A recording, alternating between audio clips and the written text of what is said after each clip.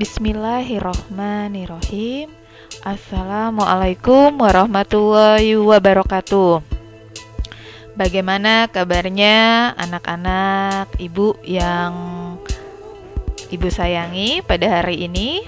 Semoga kalian sehat-sehat saja ya. Amin. Baiklah, sesuai dengan agenda kita bahwa hari ini kita akan mempelajari mata pelajaran akuntansi perbankan syariah. Untuk edisi pertemuan kita perdana yang pertama ini, kita akan mencoba memahami perbedaan akuntansi perbankan syariah dengan akuntansi keuangan perbankan konvensional.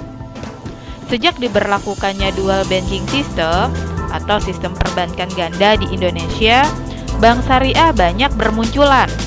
Indonesia menjalankan dua sistem perbankan, yaitu perbankan konvensional seperti yang dijalankan bank-bank pada umumnya, dan perbankan syariah yang menerapkan prinsip syariah dalam melakukan kegiatan usahanya.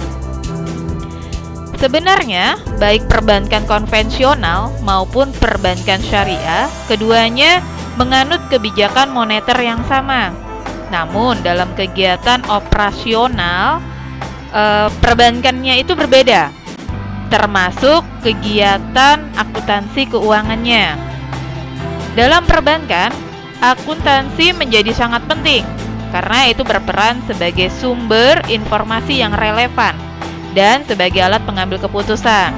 Oleh karena itu, perlu pemerhatian yang lebih mengenai sistem akuntansi keuangan yang berlaku pada dual banking system ini. Sebelum memahami apa itu perbedaan antara akuntansi perbankan syariah dengan akuntansi keuangan perbankan konvensional, ada baiknya kita mengetahui dulu gambaran umum bank syariah dengan gambaran umum akuntansi perbankan syariah. Bank syariah yaitu bank yang operasionalnya berpedoman pada usaha yang dilakukan seperti di zaman Rasulullah Shallallahu Alaihi Wasallam. Ada beberapa pengertian ahli ekonomi yang mendefinisikan tentang pengertian bank syariah. Salah satunya ada Dr. Andes Haji Karnaen Perwata Atmaja. Beliau mengatakan bahwa bank syariah adalah bank yang beroperasi sesuai dengan prinsip-prinsip syariah Islam yang tata cara operasionalnya mengacu pada ketentuan-ketentuan Al-Quran dan hadis. Oke, lanjut tentang sejarah bank syariah. Semasa hidup Rasulullah, bank secara umum merupakan lembaga yang melakukan tiga fungsi utama. Fungsi yang pertama adalah menerima simpanan uang, fungsi yang kedua meminjamkan uang, dan fungsi yang ketiga memberikan jasa pengiriman uang. Gagasan berdirinya Bank Islam atau Bank Syariah pada tingkat internasional ada dalam Konferensi Negara-Negara Islam Sedunia itu di Kuala Lumpur, Malaysia pada tanggal 21 sampai 27 April 1969. Pada konferensi tersebut membuat keputusan beberapa hal, antara lain yang pertama, setiap keuntungan wajib tunduk kepada hukum untung dan rugi. Jika tidak, maka termasuk riba. Riba sedikit atau banyak hukumnya adalah haram. Yang kedua, terdapat usul supaya Bank Islam bersih dari sistem riba dalam jangka waktu yang cepat. Dan yang ketiga, sementara menunggu berdirinya Bank Islam, bank yang mempraktikkan bunga diizinkan beroperasi, tetapi jika benar-benar dalam keadaan darurat. Menurut hukum fikih, bunga bank termasuk dalam kategori riba, yang artinya haram. Bank syariah pertama di Indonesia muncul pada tahun 1991, mulai beroperasi secara resmi pada tahun 1992. Padahal pemikiran tentang hal tersebut telah ada sejak dasawarsa 1970-an. Sejak tahun 2000-an, bank syariah atau bank Islam terbukti lebih unggul daripada bank konvensional. pada awal krisis ekonomi tahun 1997-1998, ya mungkin kalian belum lahir ya pada waktu itu, bentuk-bentuk konvensional menjerit minta bantuan likuiditas dari Bank Indonesia hingga ratusan triliun akibat dari negative spread. Namun bank muamalat, satu-satunya bank syariah di Indonesia ketika itu, tidak perlu suntikan dana. Beberapa waktu setelah kondisi itu, bank-bank syariah pun bermunculan di Indonesia. Nah, yang ketiga, fungsi bank syariah. Fungsi dari adanya bank syariah tidak jauh berbeda dengan fungsi pada zaman Rasul. Yang pertama adalah penghimpunan dana. Nah, kalau dilihat dengan fungsi bank konvensional, sebenarnya tidak jauh berbeda juga antara bank syariah dengan bank konvensional. Pada bank syariah mempunyai fungsi untuk menghimpun dana dari masyarakat. Perbedaan keduanya adalah pada bank konvensional, penabung akan mendapatkan balas jasa dalam bentuk bunga. Sedangkan pada bank syariah, penabung akan mendapatkan balas jasa dalam bentuk bagi hasil. Lalu, fungsi kedua adalah sebagai penyalur dana. Dana yang dihimpun atau dikumpulkan oleh bank syariah dari nasabah, lalu dana tersebut akan disalurkan kembali ke nasabah lain ya, dengan sistem bagi hasil. Dan fungsi yang ketiga adalah memberikan pelayanan jasa bank. Dalam kapasitas ini, bank syariah memiliki fungsi memberikan layanan seperti jasa transfer, pemindah bukuan, jasa tarik tunai, dan jasa perbankan lainnya. Oke, kita lanjut tujuan bank syariah. Bank syariah tidak bertujuan untuk memaksimalkan profit seperti pada sistem perbankan konvensional yang berdasarkan bunga. Tujuan bank syariah yaitu untuk memberikan manfaat sosial ekonomi untuk orang-orang muslim.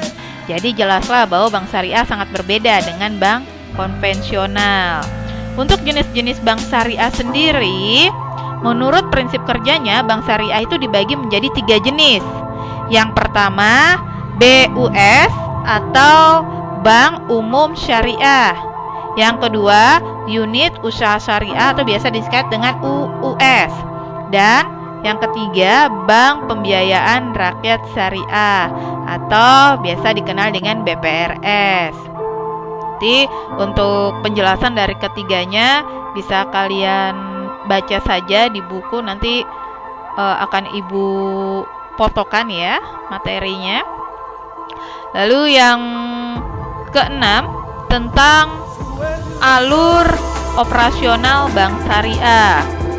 Nah, tadi seperti yang dikatakan jenis-jenis bank syariah tadi ada BUS, BUS, UUS, dan BPRS. Nah, dari ketiga ini sebenarnya untuk alur operasional dan konsep syariahnya tidak berbeda. Perbedaan antara ketiga ini itu pada skala bisnisnya saja. Kalau BUS atau Bank Umum Syariah itu umumnya berskala besar. Kalau BPRS itu berskala sedang dan BMT itu berskala mikro. Oke, kita lanjut langsung ke gambaran umum akuntansi perbankan syariah. Menurut American Accounting Association, akuntansi adalah proses mengidentifikasi, mengukur, dan melaporkan informasi ekonomi untuk memungkinkan adanya penilaian dan pengambilan keputusan yang jelas dan tegas bagi mereka yang memerlukan informasi tersebut. Nah, akuntansi ini berperan sangat penting dalam berjalannya suatu perusahaan. Adanya akuntansi bagi suatu perusahaan dapat mengidentifikasi informasi keuangan yang relevan dan dapat diandalkan sehingga memudahkan para manajer-manajer dalam pengambilan suatu keputusan. Nah, sekarang bagaimana dengan pengertian akuntansi perbankan? Akuntansi perbankan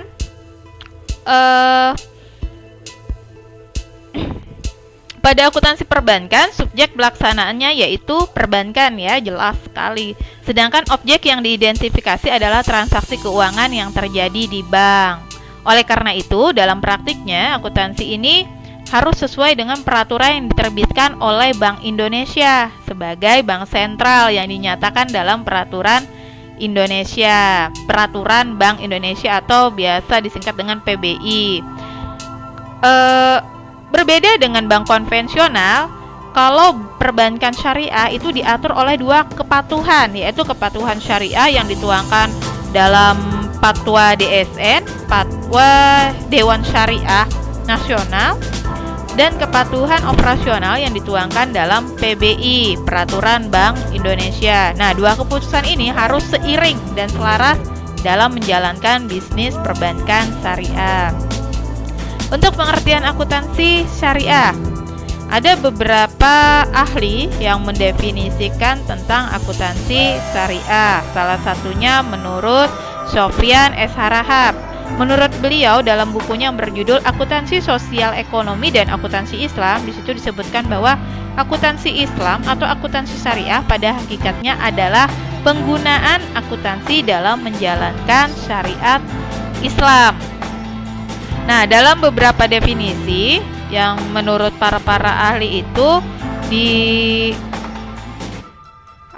dapat disimpulkan bahwa akuntansi syariah ialah proses akuntansi untuk transaksi-transaksi syariah dengan prinsip-prinsip syariah. Nah, di sini prinsip-prinsip syariah itu seperti murabahah, musyarakah, mudarobah dan lainnya. Untuk prinsip-prinsipnya sendiri nanti akan kita jelaskan, nanti akan Ibu pahamkan satu-satu ya. Kita lanjut tentang konsep akuntansi syariah. Akuntansi sebenarnya domain muamalah dalam kajian Islam, artinya diserahkan pada kemampuan akal pikiran manusia untuk mengembangkannya. Oleh karena pentingnya hal ini, maka Allah memberikannya tempat dalam kitab suci Al-Quran. Itu di dalam Quran surah Al-Baqarah ayat 282. Jadi ayat ini membahas masalah muamalah, termasuk di dalamnya kegiatan jual beli, utang piutang dan sewa menyewa. Adapun tujuan dari adanya kewajiban melakukan pencatatan adalah sebagai berikut. Ya, menjadi bukti dilakukannya transaksi atau muamalah yang menjadi dasar nantinya dalam menyelesaikan persoalan selanjutnya. Yang kedua, menjaga agar tidak terjadi manipulasi atau penipuan baik dalam transaksi maupun hasil dari transaksi itu. Oke, lanjut yang C tentang prinsip akuntansi dalam perspektif Islam. Dalam prinsip akuntansi di sini ada dua, berdasarkan kandungan Al-Quran dan menurut ahli akuntansi syariah. Berdasarkan apa yang tersirat dalam Al-Quran surah Al-Baqarah ayat 282, akuntansi syariah memiliki 3 komponen prinsip dalam pelaksanaannya. Yang pertama, prinsip pertanggungjawaban atau akuntability. Yang kedua, prinsip keadilan, dan yang ketiga, prinsip kebenaran. Dan tentu saja di sini yang berdasarkan pada hukum syariah dan bersifat universal. Menurut ahli akuntansi syariah, prinsip-prinsip akuntansi syariah dalam perspektif Islam, di sini menurut Muhammad Syafi'i Antonio, terdiri dari 4 prinsip. Prinsip pertama yaitu legitimasi muamalat. Prinsip kedua meliputi saksiyah iktibariyah, saksiyah kanuniyah, dan wahdah muhasabiyah. Lalu prinsip yang ketiga istimrariyah atau kontinuitas, dan yang keempat adalah prinsip muqabalah atau matching.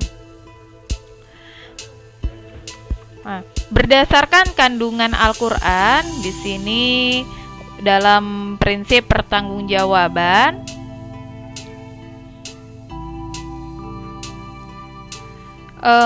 seperti yang kita ketahui, manusia itu diberi tanggung jawab dalam melakukan dan menunaikan amanah, termasuk dalam melakukan aktivitas ekonomi dalam praktik kerja akuntansi syariah. Nah, jadi secara konkret transaksi yang dilakukan pihak-pihak tersebut itu harus dipertanggungjawabkan. Salah satunya melalui laporan keuangan dan laporan akuntansi. Yang kedua, prinsip keadilan. Ya, pada dasarnya akuntansi syariah ini memiliki tujuan untuk mencapai keadilan sosial ekonomi bagi individu ataupun masyarakat. Prinsip keadilan dalam akuntansi memiliki dua pengertian.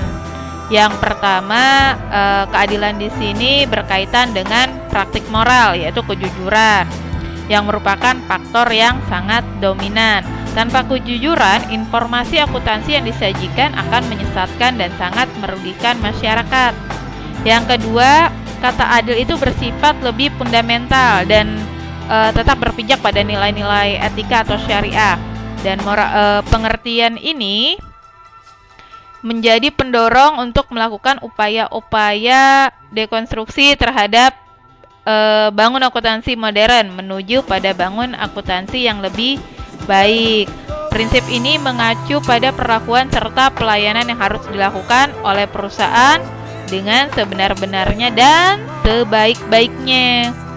Prinsip yang ketiga, menurut kandungan Al-Quran, adalah prinsip kebenaran, di mana di sini penerapan prinsip kebenaran ini diharapkan agar akuntansi syariah yang digunakan perusahaan benar-benar menyediakan informasi, melakukan pengukuran, serta mengakui dan melaporkan transaksi dengan sebenar-benarnya. Ya, untuk ahli ekonomi nanti bisa dibaca saja ya anak-anak. Yang D, pendorong munculnya akuntansi syariah. Ada 8 yang menjadi pendorong munculnya akuntansi syariah itu sendiri. Salah satunya, semakin lambannya akuntansi konvensional mengantisipasi tuntutan masyarakat khususnya mengenai penekanan pada keadilan, kebenaran, dan kejujuran. Selain itu, tujuan dari pendorong munculnya akuntansi syariah yakni kebutuhan yang semakin besar pada norma perhitungan zakat dalam menggunakan norma akuntansi yang sudah mapan sebagai dasar perhitungan. Nanti dibaca sendiri ya apa saja, ini ada 8. Oke, yang E tentang fungsi dan tujuan akuntansi syariah. Setelah mengetahui faktor-faktor pendorong munculnya akuntansi syariah, sekarang kita mengetahui apa fungsi dan tujuan dari akuntansi syariah. Ada beberapa yang menjadi fungsi dari akuntansi syariah, di mana di sini bank syariah dan unit usaha syariah itu wajib melaksanakan fungsi menghimpun dana, menyalurkan dana masyarakat. Selain itu, dapat menjalankan fungsi sosial dan dapat menghimpun dana sosial yang berasal dari wakaf. Yang mana dana sosial yang berasal dari wakaf ini, uang dana menyalurkannya itu kepada pengelola wakaf sesuai dengan kehendak pemberi wakaf. Lalu pelaksanaannya pun harus sesuai dengan peraturan perundang-undangan. Itu adalah fungsi dari akuntansi syariah. Selanjutnya adalah tujuan dari akuntansi syariah. Pada dasarnya tujuan dari akuntansi itu adalah sebagai bentuk pertanggungjawaban atau accountability. Lalu sebagai dasar penentuan pendapatan, income determination, digunakan sebagai informasi dalam pengambilan keputusan atau base of statement, dan sebagai alat bukti yang berguna di kemudian hari atau approving. Itu untuk tujuan dari akuntansi secara umum. Sedangkan untuk tujuan akuntansi syariah sendiri, yang pertama, informasi yang disajikan berdimensi amanah dan bisa memenuhinya, atau biasa dikenal dengan istilah accountability view of accounting. Lalu yang kedua, tujuannya adalah berdimensi pada stakeholder atau menyangkut pemenuhan kepentingan semua pihak, bukan hanya kapitalis. Lalu yang ketiga, akuntansi menjadi alat bantu manusia dalam melakukan ketentuan syariah sebagai hamba Allah Subhanahu wa taala atau khalifah, sekaligus melepaskan diri dari dosa yang muncul akibat berbagai kesalahan dalam menjalankan amanah pengelolaan organisasi perusahaan, kekayaan, dan pemberi amanah. Ya, mungkin itu saja informasi yang Ibu berikan untuk pelajaran akuntansi perbankan syariah pada hari ini. Selanjutnya tugas buat kalian seperti biasa, pengerjaannya, pengumpulannya di Google Classroom. Adapun tugasnya hanya 5 soal. Silahkan dicatat. Yang pertama, tuliskan faktor pendorong yang memacu. 1. Tuliskan faktor pendorong yang memicu munculnya akuntansi perbankan syariah. Kedua, apa saja fungsi bank syariah. Ketiga, tuliskan jenis-jenis bank syariah dan berikan contohnya masing-masing.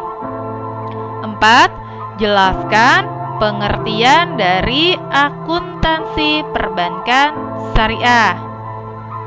Nah, mungkin itu saja. Cukup ya. Seperti biasa, deadline-nya untuk pengumpulan tugasnya sampai jam 10 malam.